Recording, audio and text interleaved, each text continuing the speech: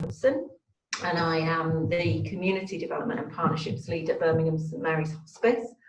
I'm also a nurse. I've worked in palliative care for a number of years, mostly in the community, and my role at the moment involves working in and with communities, looking at inequities of provision of end-of-life care and support, but also working with communities to support themselves in provision of end-of-life care. So that's my particular area of interest and passion. Our other panellists today are Dr. Peter Rooks, who has lots of hats, I think, is here today representing the Birmingham Council of Faiths, and to be able to talk to us about the spiritual and faith aspects of death, dying and bereavement in COVID times in particular. But a lot of these issues and the things that we're going to talk about today actually are real all of the time, but there are just some ways in which we've had to adapt and think differently. Death, dying, bereavement feels closer to us at the moment, so we'll talk about that and the impact of that.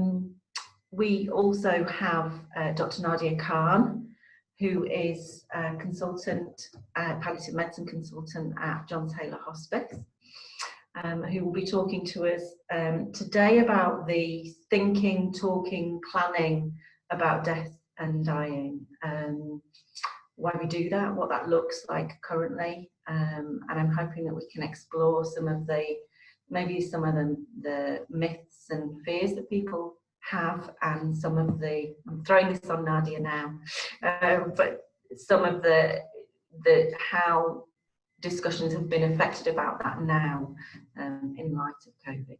And we do have Ruth Nelson, but she hasn't arrived.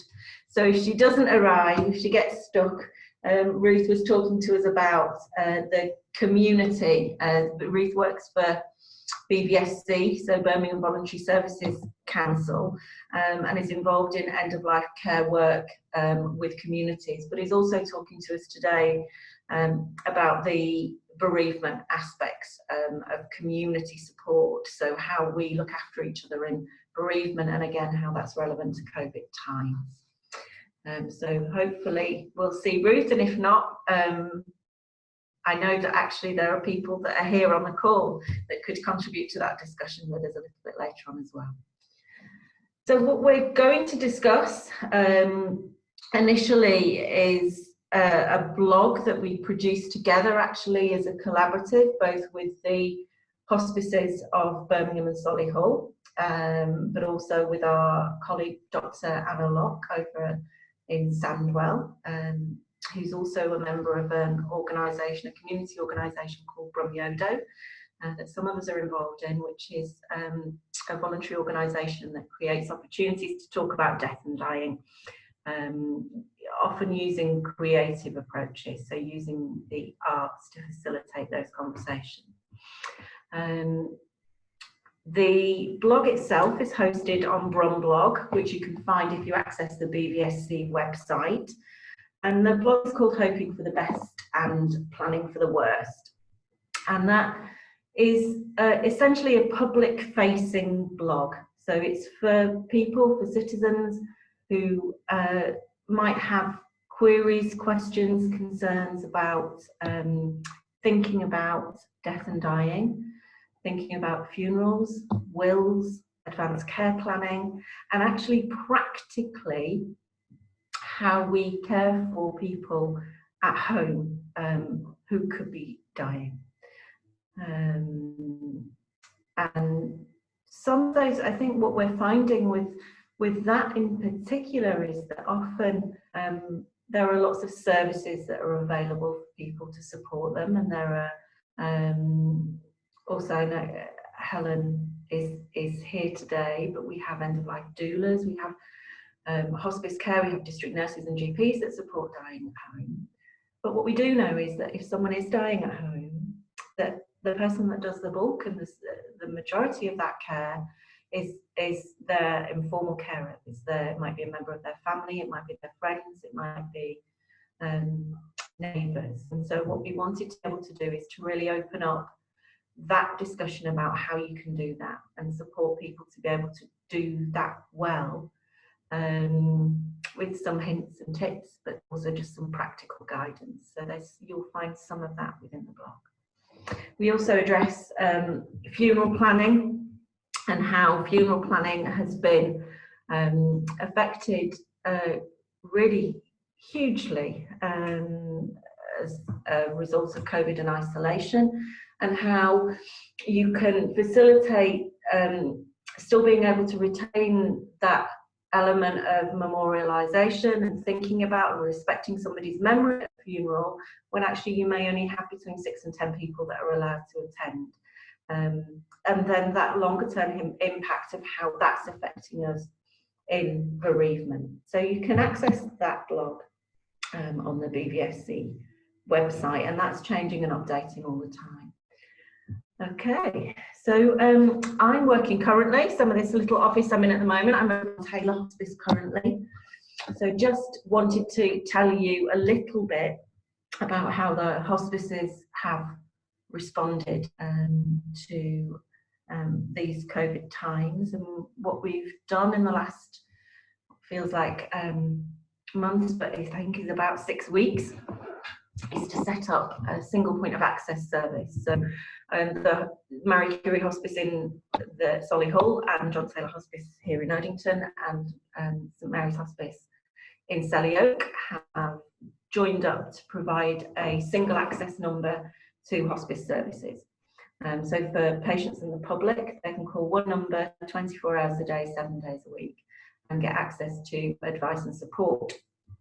And at the end of the call, I'll give you that number. So it's been a rapidly changing time. We're all working really closely together to do that, but we're all very conscious of how the isolation and the impact of this is really quite deeply affecting us all, both as health professionals and as people at home and in hospitals who were affected by this. So I firstly would like to introduce Nadia and begin the conversation about the thinking, what we call advanced care planning, but actually is the thinking and planning about what matters to you if you are faced with dying and in advance of that, and how you record that and the sorts of things that you might need to think about and consider. So Nadia, would you mind telling us a little bit about that? Great, thank you so much, Sharon, and thank you for inviting me to spend a few minutes with you talking about this really important topic. So just to give you a quick background on myself, I'm a palliative medicine consultant working in the field for about 5 years now, and part of my role is supporting communities to face death and dying and life-limiting illnesses and everything that's involved within that sphere. So advanced care planning, or thinking about upcoming death and dying, it's something that's part of our bread and butter. We do very much with patients on a day in, day out basis.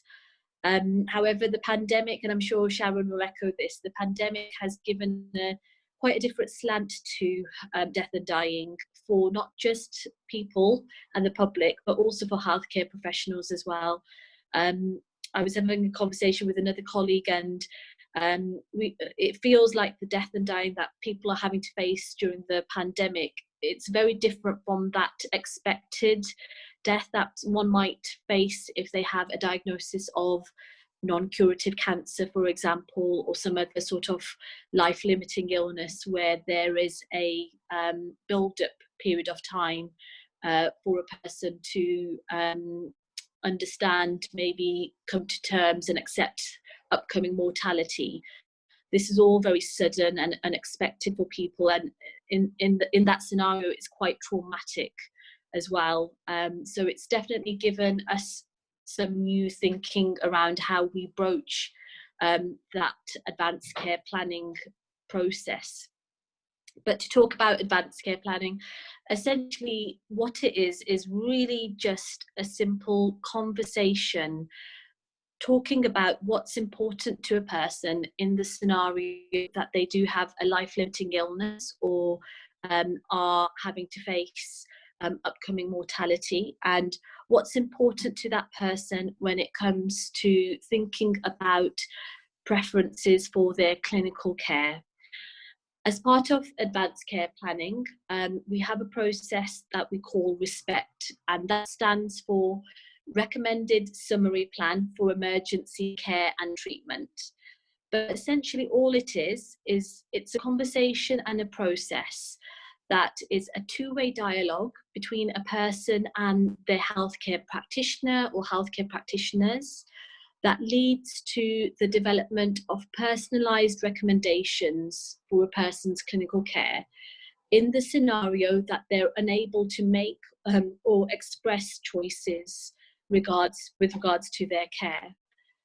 So really it's an approach to allow people to actually be able to have that space and that time to have those important conversations with their clinician, to be able to think about the issues that might be pertinent at those times and allow that to be incorporated into any plans that are made for them, so that their will and their choices can be understood and respected. So it's meant to really give that voice to people at a time that they may not otherwise be able to articulate or be heard. So it's really meant to be complementary to that wider process of engaging with that conversation of what's important to a person. And as a part of the RESPECT process, a form can be completed which allows that documentation of what's important to a person when it comes to preferences for their care. And that piece of documentation stays with the person and can be taken in with them, for example, if they get admitted to hospital, or stay with them in the place of care if they're at home or in a nursing home, for example, and it then allows people who are looking after that person to make the right choices and decisions around their care, and allows that conversation to have been honoured, really. So it's something that is being taken up much more frequently at the moment in the light of the pandemic, and there has been a push to actually raise awareness of the need to think about these issues before crisis situations hit. There have been some myths that have come up as a part of the anxiety and fear, I guess, that there is around death and dying with the coronavirus. One thing that we've realised is that with the actual virus itself, people can often deteriorate quite rapidly, and it can be very unexpected for some people when they're not expecting to be deteriorating as quickly as they do, especially if a person's been admitted into hospital and they haven't been able to have conversations with their loved ones or that connection. So it's been really important for clinicians to be able to reach out to people and start to support them with thinking about these issues before. And that's something that's come up for us, I think, within our local community as well. So as part of this, there has been a drive to start to open up some of these conversations, and you know, Dying Matters Week and all that sort of work related to the issue is so important in order to try and support people more so now than ever, really, to start facing some of those issues. So that's the RESPECT process in and of itself. I don't know, Sharon, if there's anything you want to add to that at all from your experience.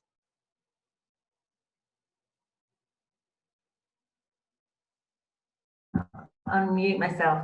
I suppose my thinking questions are that because the concept of making decisions about resuscitation, about advanced care planning, when these times hit us, there seemed like a real rapid push to do it, and that set up a lot of fears in communities and out there, that people were being pushed to make decisions about resuscitation and care that felt like they were in an environment of resource limitation. So it felt like people being pushed to say, right, no, I wouldn't want to go to hospital, or I wouldn't want to be resuscitated because there weren't going to be enough hospital beds. So it felt like, for me, what I was seeing was that it felt like this real sense of actually people were pushing back against it. We're not going to do that because it feels like we're going to say we're not going to get care and treatment. What your, or actually anybody else's, thoughts were about what they saw from that. Yeah, I think a lot of that was, again, not just the unfamiliarity of the death and dying process, and the fact that it is still a taboo in a lot of communities, and we still struggle to talk about it, so we're unfamiliar with it, but also the added complexity of dying from coronavirus and what that's been like and felt like. It's not been an experience that even healthcare professionals within our generation have really encountered before. So I don't think we were necessarily prepared for people deteriorating so rapidly, and the implications that had, not just for services and development of them, but also for the experience of discussing death and dying. So to a certain degree, you know, it's been really difficult to mitigate some of the distress, because it is, the nature of it is that it is so sudden and immediate for people. And especially in the early weeks when all of this was starting, there just wasn't that understanding of what it would be like. That, I think, is starting to get better now. So people are realizing that actually the nature of dying with coronavirus means that there may not be a lot of time, and you have to make decisions very quickly. And that adds complexity, but it just means that the fact that we're all in it together and we all understand that's the nature of it, we can support one another with it and try and dispel some of the fears and myths around dying so quickly, and actually are there other forces at work here which are leading to people dying unexpectedly. So that's been really important, and just having those conversations on a community level has been really, really critical, and sharing stories of dying in a different way in the light of the pandemic has been really important, so that it becomes a collective experience, and in that sense it's sort of normalized somewhat that sort of rapid trajectory of deterioration, rather than it being unfamiliar, scary, unexpected. Yeah, interesting. I know you produced with colleagues a series of videos for the British Muslim. You have to remind me. Yeah, no, you're nearly there. It's so essentially the idea came about we recognised that there were a lot of fears within particularly Muslim communities where you know, a relatively young population were finding that their, you know, the slightly elder generation, so the first wave of immigrant level population, they were deteriorating rapidly and ending up being admitted into hospital and dying there. This caused a lot of alarm and distress within the community, and fears and taboos around death and dying and palliative care, which we recognised were there before, really just came to the fore. So we recognised we needed to do something about this to try and dispel some of the myths, but also frame some of the conversation as well around death and dying and palliative care, what that means. So we developed 6 audio clips covering what we felt were important topics within the framework of an Islamic understanding. So we talked about death from the Islamic perspective, what that means, and also talked about palliative care, so explaining the role of palliative care, what palliative care actually is, alongside misconceptions and myths potentially around medication at the end of life, and also the fear of rationing of treatment when it comes to intensive care. So those 6 video clips were developed, and they've actually landed really well within the community and been really helpful for GPs and other frontline workers who are having those conversations. So they've gone down really well, and we're hoping to develop those, or we have developed those audio clips in different languages, and hopefully developing something for the Sikh community as well. Oh, that's great. That's great. Thank you. And you can find actually the link to those on the Bron blog. Okay. So I know that Ruth has shared those out on with the BVSC community. So after the chat today, we can post you the links to both the video clips and to the blog. So thank you very much, Nadia. I think Ruth has joined us. Hi, you got it? Yes. Yeah. So, welcome. Thank you. So Ruth works with us from BVSC, from Birmingham Services Council, and we invited Ruth to the panel today to be able to share with us how the community are responding in these times, and also how that community responds to bereavement. Some of examples of what's happening and what we can do as a collective to be able to support each other in bereavement at these times. So if I can hand over to you, Ruth, is that okay? That's great. Yes, okay. It's really good to be here. So I work on the End of Life project with BVSC, and I'm also a trainer. I train other people on how to talk to people about bereavement. So I work with community groups, church groups, and really try and help them to do that. And that's my experience. So I think just starting off firstly with the community responsibles to the COVID situation, and I think particularly across Birmingham, there have been a great number of groups in most areas of particularly helping people around that sort of first response, particularly just food and connection and working with loneliness and isolation. And I think from BVSC, we have collected details of over 400 groups of either ones that have sprung up to respond to the COVID situation, or who've now got some services or some other support that's there. And that's anything from food to, particularly in this case, around befriending, mental health, bereavement. There's lots of groups, and to find that information, you'll find that online on the Route to Wellbeing site, which is the https://r2wbirmingham.info. We'll get that link to you afterwards. That's there. So that's particularly there. And I think around the response to how people are supporting others around bereavement, and I think there's now an opportunity to actually how that comes about. Different bereavement organisations, different support organisations have added information, particularly around COVID. So if you go to organisations such as Cruise, or an organisation At a Loss gives a lot of .org gives a lot of good bereavement information across the country, but how to particularly to support people around in COVID times. So that information is there. I think one of the key challenges is obviously not face-to-face, so I think everything is done online. Some of the courses that I'm involved in, we're rewriting, which were done over a day, we're rewriting to a shorter version.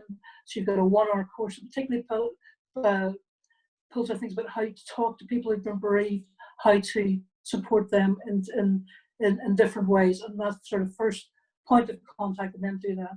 I think something that I find really helpful and really useful about how we talk to people in our community, because I think we can refer on to other agencies, but I think quite often we can find, we know people who've been bereaved. The method of funerals is now different. The method of that whole expectation of their bereavement journey is different. So I think there's 3 things that in particular would be helpful to do. One is around contacting people, and just get in touch in whatever way, through a card, through a letter, offer practical help. If you know the person, you know what they need, because sometimes people are always overwhelmed by the bereavement. So get in touch and contact them, offer to shop, do admin, and connect other people around them. So the second thing is to listen to them, and just people need to tell their story. So phone them up and just get them to talk about the person who's died. Don't give them solutions, just listen. That's really important. The third thing is then show kindness, bless them, and give them gifts, and just make sure that they're prepared, that you're prepared to support them for the long haul if that's needed to be. So there are things you can do locally. There are lots of other groups that are available, and I think what we're noticing in different parts of bereavement support is that sense of it's not just bereavement in COVID times. There are around mid 30,000 people who have died from coronavirus, but in the same 2 months there are probably up to 100,000 people who've died from other means. And actually, so we've got all of those people to support in different ways. For every bereavement, we've got between 3 and 10 people. For every death, there's between 3 and 10 people who are bereaved. So that's a lot of people who are affected. And quite often, what you find in this time, when we've got more talk about death and more talk about dying, and there's change and there's uncertainty. So I see a lot of those feelings of grief and loss that people maybe have held up, and now they have this unstructured time. That is the time when feelings of loss can be even greater, and feelings of loss can be much, much more. So there's lots that the community can do. There's lots that's happening, but there's an opportunity to help people more, to look out for those people and to support them more. So those are kind of the things that we would need to do. I was wondering, I know myself, I'm a hugger, and I'm really missing that human connection, and how we, how we've lost touch, we've lost that sense of just being together. Yeah. Have you come across ways that you've seen that's been created in other ways? Yeah, and I think that, well, actually, if you're a hugger, you still want to give something. So actually, whether that's giving flowers or sending a gift or giving your time. So actually, maybe, but also think about the person, because actually, it's what matters to the bereaved person that's important as well, because maybe they don't like hugs, but the hugs can mean time. So actually, it's about giving them something and knowing that's there. So it's about thinking of different ways of sitting down and writing a letter. Sit down and write, well, what did that person mean to you? What's your favorite memory? Write that down and send it to the person. What was their favorite flower? What was their favorite vegetable? Can you send can you send flowers to the bereaved person to do that? Can you plant vegetables and let them grow, and and that whole cathartic thing of letting new life come in memory of that person. So there are different practical ways that you can do that. You can, maybe put together some of their favorite pictures, or your favorite pictures of them, or favorite memories of them, and do that. In this time as well, think about how you use memory boxes. Memory boxes is something that I quite often give as part of people coming into the end of life, and what you want to pass on. So actually, maybe use those and put a collection of things together that would really help people to remember that person, to hold this memory now. And it's important that perhaps our loss and feeling of loss now is contained, because we're in lockdown. And what happens after lockdown, when there've been lots of memorial services or lots of other things. So actually, what can you hold now? What can you prepare now to do then? And what will you do in other ways to help those people in their loss, but to remember the loved one and think of their legacy and what things will continue because of them. That's some great ideas. Thank you, Ruth. Thank you. So thinking about that and that sense of that depth of who we are, and that we can't gather, that we can't be with our people, I want to hand over to Peter to think about how the sense of who we are spiritually, how we are still managing to maintain that in isolation, but also how our faith and our faith groups are still connecting and supporting us in these times. Peter, can I hand over to you? Yeah. As you probably know, my background is nursing. I was Chief Nursing Officer for Central Birmingham for 10 years and Director of Nursing at QE. And it was in that time that I worked there when we started liver transplantation and one or two of the other programs. That we built up the chaplaincy because we recognised that important aspect of the care that we gave. Peter, can I just flag your microphone's not working brilliantly? Is there any way you can just closer to the... Okay, I'll sit in closer. Can you hear me now? Yeah. Yeah. Okay. And that's where my own faith journey began, and it was reinforced when I went to work overseas in Papua New Guinea, which was mainly Christian, Maldives, which was totally Islamic, and a few other countries. And of course, I've experienced bereavement myself because my wife died, my wife for 40 years, 3.5 years ago at St Mary's Hospice, actually. And my 3 younger siblings died. And the other work which I do is with the Crown Prosecution Service, and of course I co-host the radio programme on Unity FM in Keys, which Sharon kindly and Ruth actually joined us on Monday. So it's reverse roles today. So I noticed that the heading for my talk is spiritual health. So I believe that spiritual health is an important part of holistic care, along with physical, mental and social well-being. And we generally know what we mean by spiritual health, but I think it's difficult to define. So my own definition, which many people may disagree with, is a transcendental state of harmony with ourselves, the environment, the people around us, our origins, and our departure from this world, which may or may not involve belief in a divine being. So therefore, faith will usually include a spiritual element, but spirituality does not necessarily include a faith. At the last census, 80% of people in Birmingham claimed a faith affiliation, which is higher than the national average. Birmingham has at least 650 places of worship. Thus, for many people, spiritual solace is sought from a place of worship. And for others, it is meditation, yoga, music, a walk in the countryside.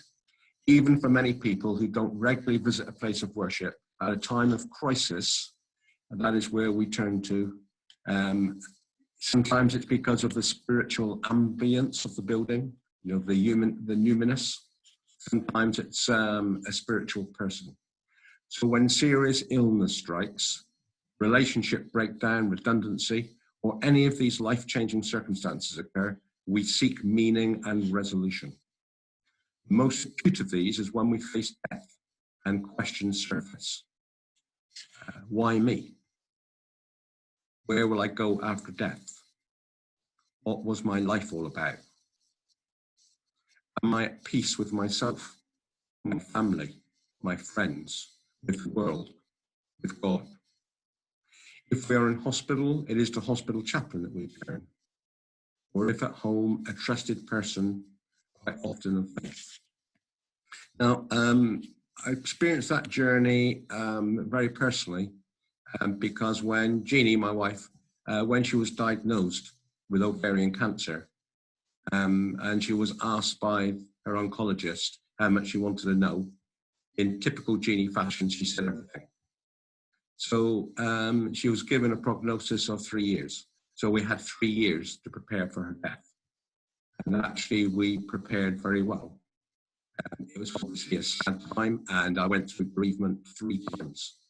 First time when she had a prognosis, Second time when we got to the final decline, because she did everything up till the end. But then there was that final decline when I nursed her at home, and then eventually she was admitted into the hospice. So again, the bereavement when she died. So it is it's very much a spiritual journey. We were both people of faith, so that helped a lot.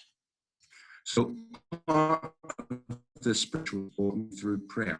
Some of it is reassuring words. Some of it is a religious ceremony, and some of it is touch.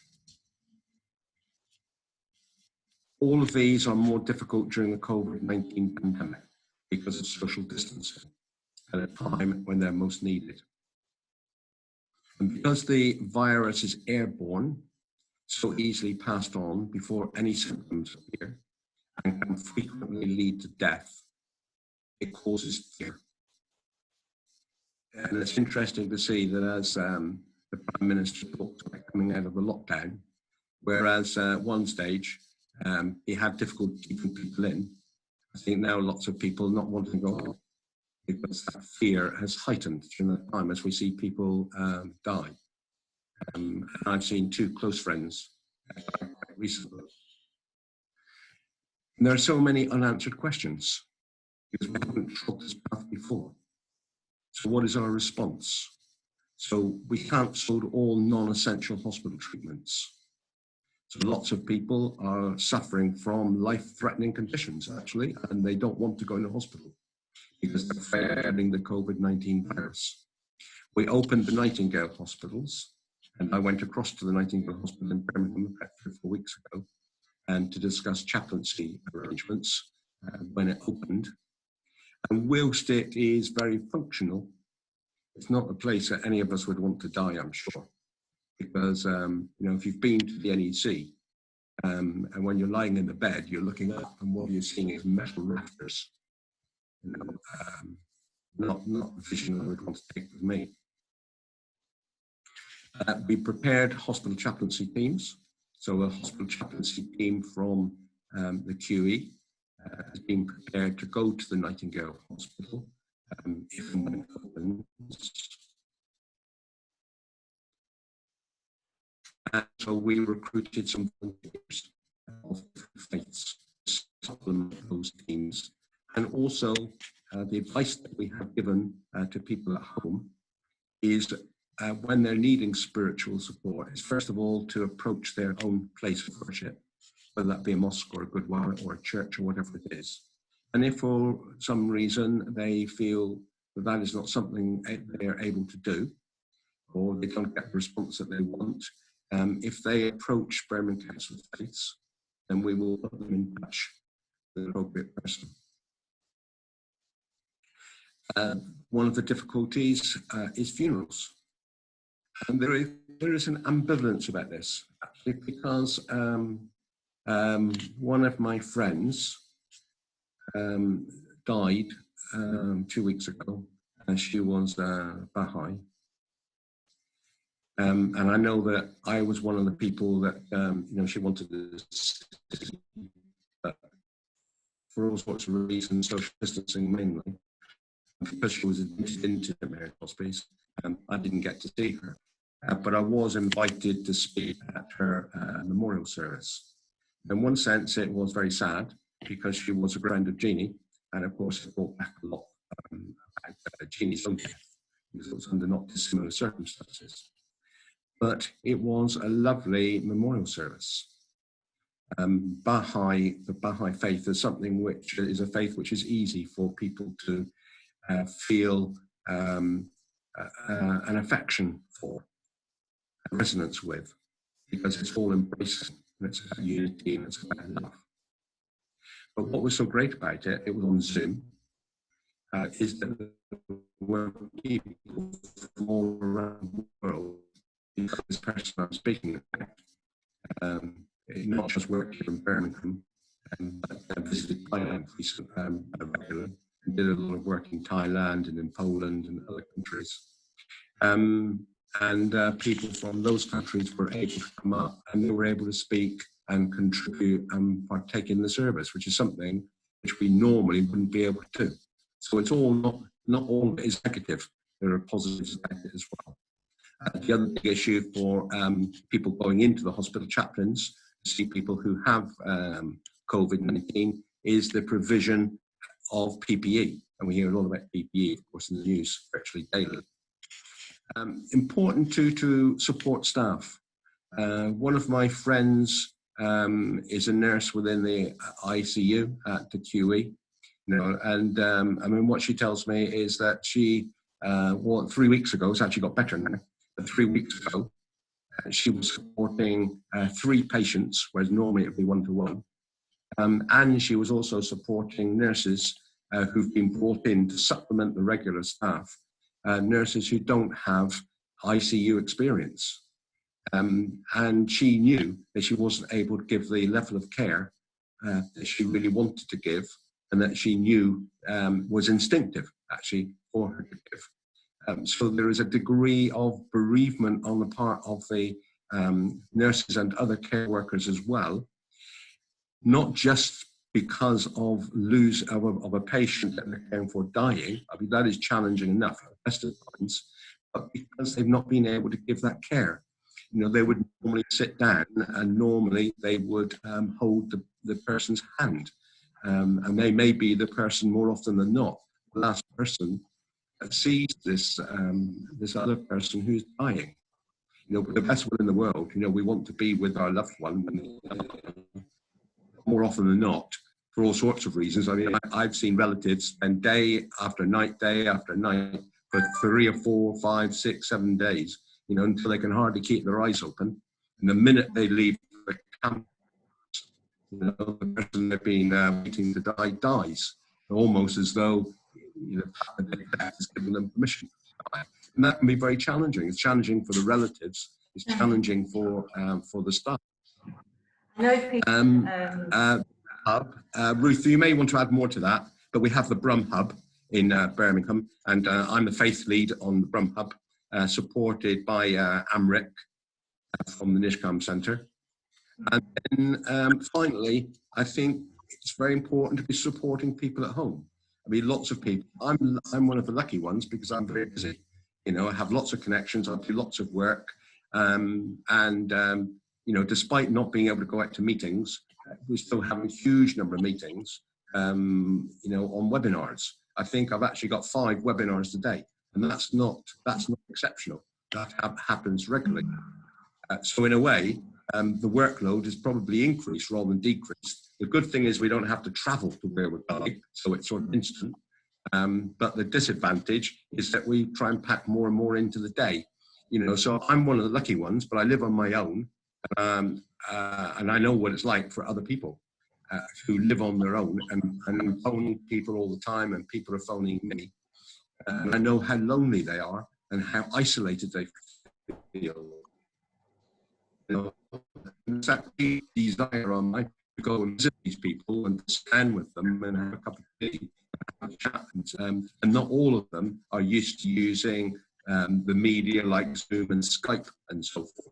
But it's very important, I think, that we do phone these people, because however short the report is, it's still making a connection.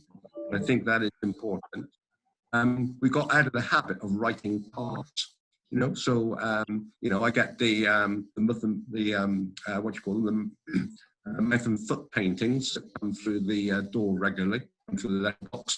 I always have a pile of them at hand, you know, so I can write a card and send it to people and just let them know that I'm thinking about them. You know, so it's getting back into that habit. And for those that have the internet, emails, and of course Skype. So those connections, I think, you know, are incredibly important. I'll stop there, and you know, anyone who those points up, make this stop. Thank you, Peter. I think it all comes back to that connection again, doesn't it? Yes. How we look after it. Just picking up on the concept of staff support, and I went over to the Nightingale too. I was going to be working over there, but thankfully not. And there was a lot of thought and thinking into how we support our staff. And I know Jed's on the call today. Jed, I don't know if you want to introduce yourself and just say a little bit to us about how staff are supported at this time. Yeah, can you hear me okay? Yeah. Yeah. Yeah, I'm just going to chip in really, just following up on something that Peter highlighted. So in my normal life, I work predominantly in a mental health trust as part of the psychological therapies team, and the trust has been involved in thinking about staff support at a local level and a more regional level. And just so people are aware really, because you can kind of spread the word. So there's the staff support sort of offer is kind of mobilised, you know, in quite a big way. So the clinical health psychology team at the QE, Heartlands, Good Hope and Solihull have kind of shifted from predominantly working with patients to providing staff support. So each of those hospital sites has a wellbeing hub that's open every day for clinical staff, non-clinical staff, anybody who works in those spaces, and they're open from 7 till 7, staffed by a mixture of redeployed administrative and non-clinical staff. Psychologists are available at those drop-ins on a Tuesday and a Thursday over lunchtime, and they've also trained a team of staff supporters, providing them with psychological first aid training so that they can also provide support to those drop-ins. There's also been some, there's a phone line available. They've kind of increased their access to employee assistance programs, similar sort of approach being rolled out within the mental health trust, but also within specific wards and sites and what have you. So I think that it's been taken really seriously in a kind of way that sometimes some of the staff that it's aimed at don't quite believe it's there yet, or they don't quite know it's there yet. So it's been really important just as a way of kind of reaching those people who perhaps might not pick up the phone and say, I'm struggling, because that takes quite a lot. You have to be struggling quite a lot to pick up the phone and say you're struggling, particularly if you're somebody who is used to coping really well with things. But to be able to be just around in the drop-in spaces has been really helpful, because people can kind of come in, get a drink. There's lots of the kind of food and hospitality stuff is there. We've had colleagues from the airlines working alongside us, providing hospitality, making drinks for people and chatting and just kind of holding a different kind of space from a canteen or a staff room.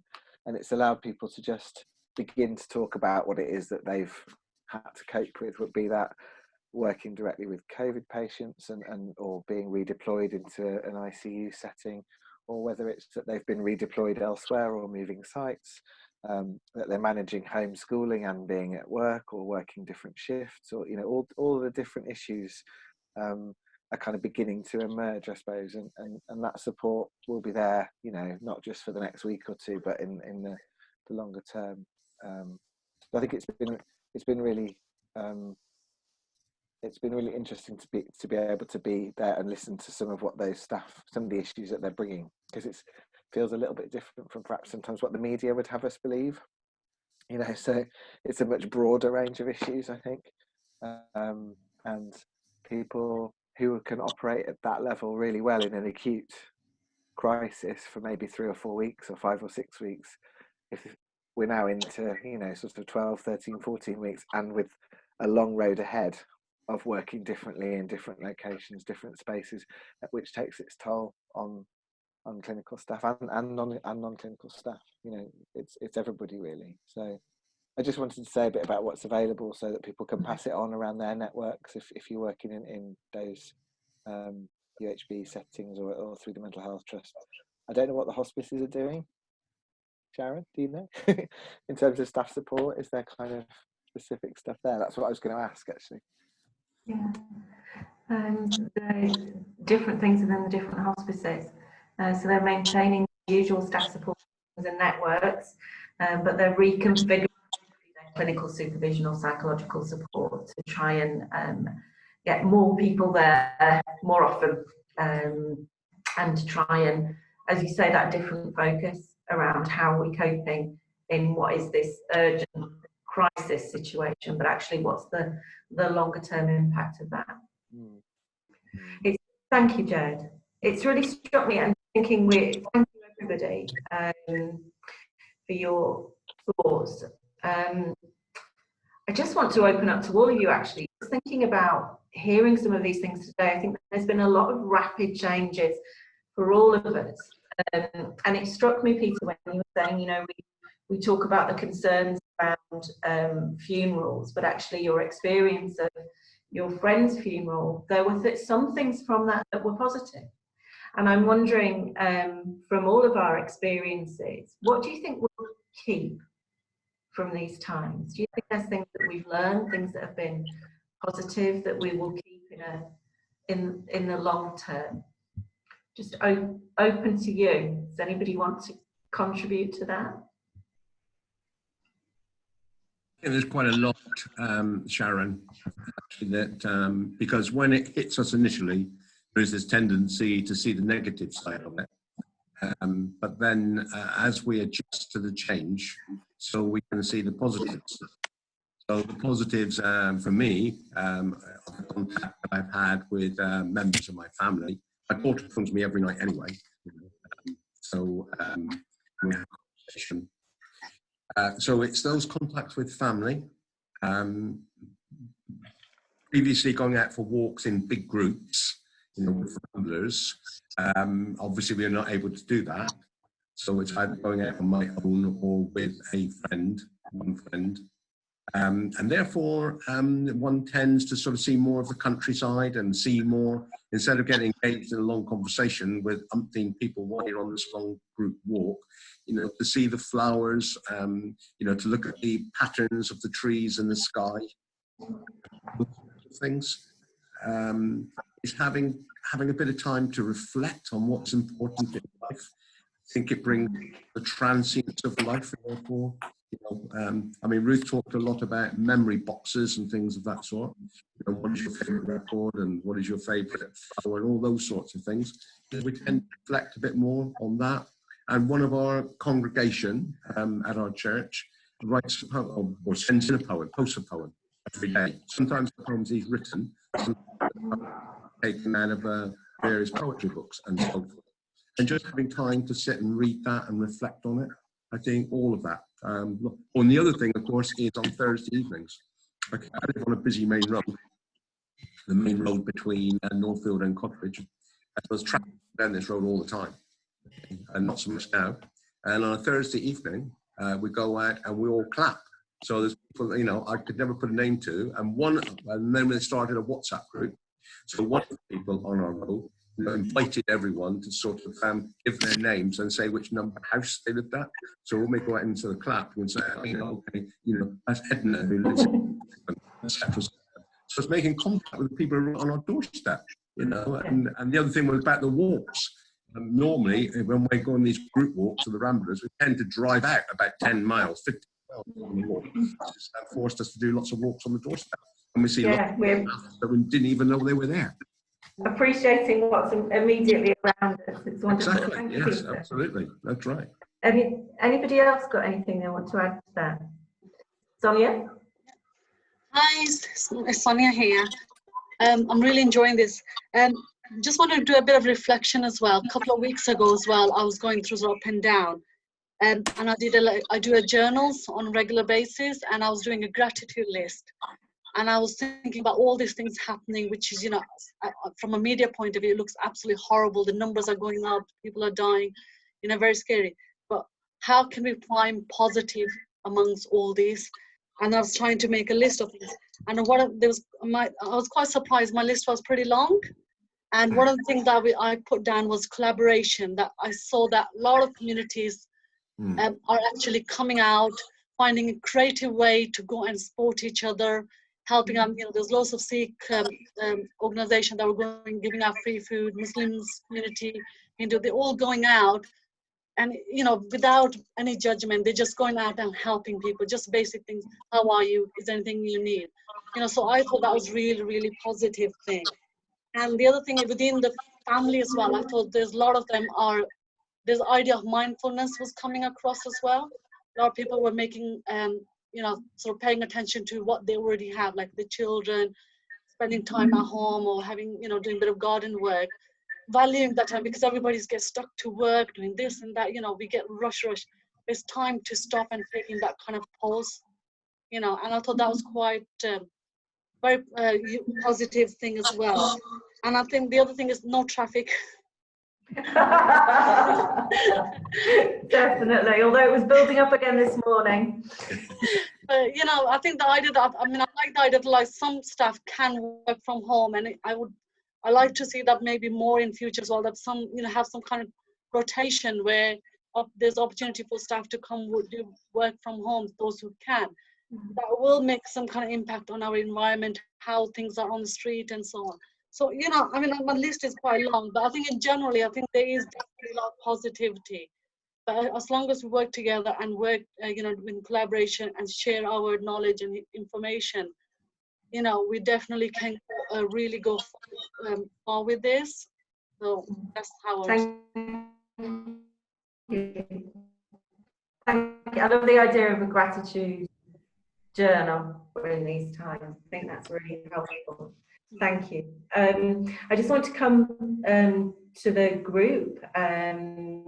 Do you have any questions or comments that you want to make to each other or to the panel? If you put your hand up and then I know. Helen? A couple of points. One sort of reflecting on the question, you know, about what we'll take forwards, and I think we'll look back on this time as a time of amazing opportunity to appreciate those things. But I think it's going to be incredibly difficult to take that forwards. I think once people are back in the saddle, I think we're going to have to work really hard to maintain these community that have opened up. I mean, but I would definitely say that from our street, because you can see how the dynamics have changed over time. And it was, so I think it's, although there are many positive things for a lot of people, and for me, it's been brilliant, you know, it's been absolutely brilliant. I've been home with the dog, big garden, you know, but I know a lot of people it's been really challenging for. So I think, I don't think we've just changed.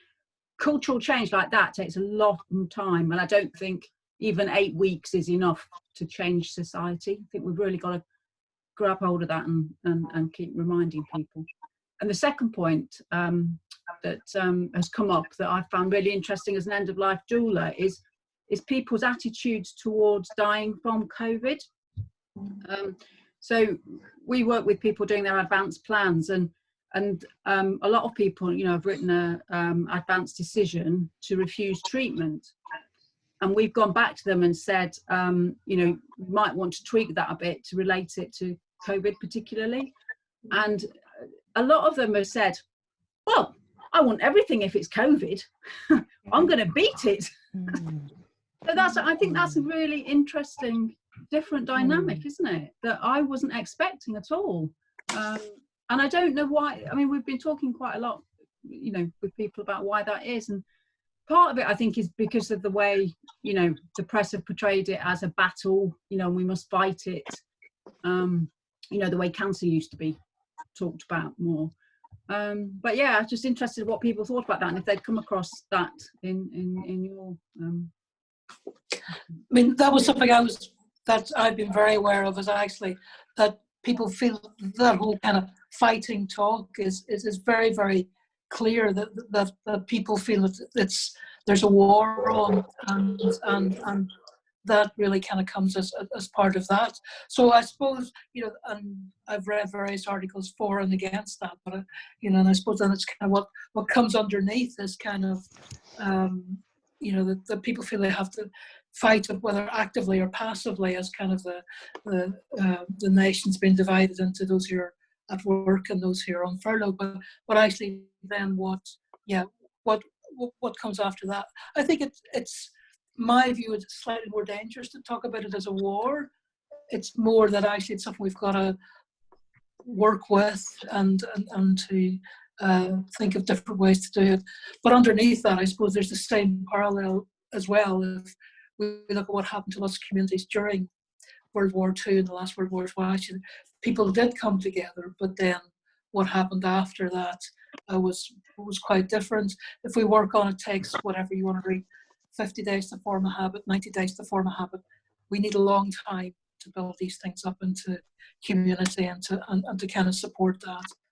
And if working patterns change, then some of those things of how we get to work or work at home or work definitely might come in, but I think there needs other things to take forward as well. I agree, and I think that if we really are serious about embedding these changes, then I think it's going to have to be an active process. So we've been forced into this position by something external that we've got no control over. If we really want to adopt this as a society, this new way of being and living and connecting with each other, then we will have to work at it and have a plan collectively and commit to it as a society. Yeah, I mean, I think for me, there's one thing I've loved in the sense that people are more willing to talk about end of life as in a forced way. That actually we've got to confront it because it's not something particularly within that's very easy within UK culture. But I mean, I think that's something that actually, if we're forced to talk about end of life and dying, well, actually, there's two ways of looking at that. One, actually, that makes people say, well, what do we want from this life? Because actually, having an end to life means we've got to work towards something and not drift in life. So it could create greater purpose, and that would be something that I would really want people to see. But actually then to think about actually how we deal with all of the other losses that we come through in life. So every change, there's an element of loss to it. So whether we change job or whether